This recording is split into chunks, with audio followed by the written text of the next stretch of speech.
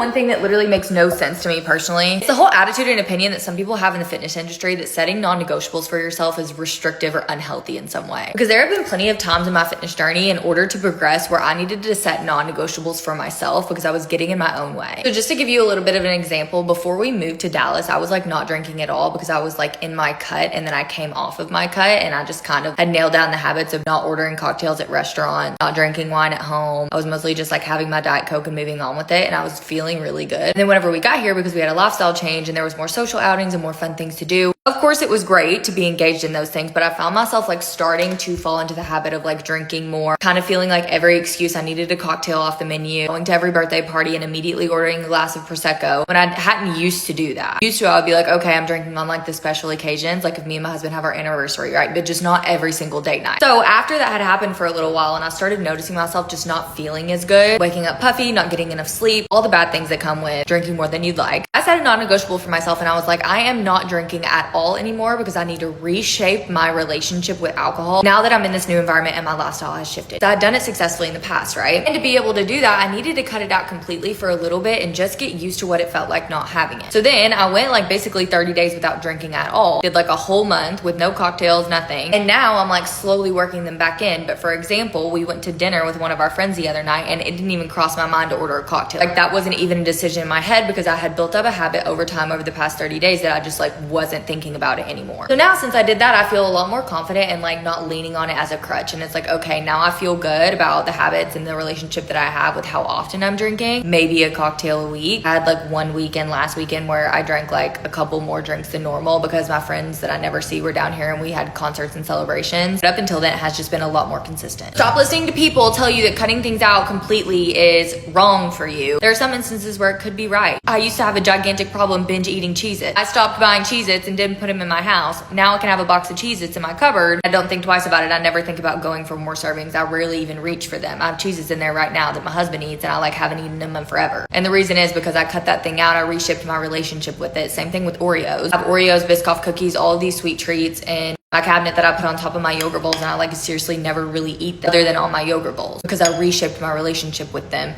And for a while that took kind of abstaining from them, teaching myself a new habit and then implementing that habit.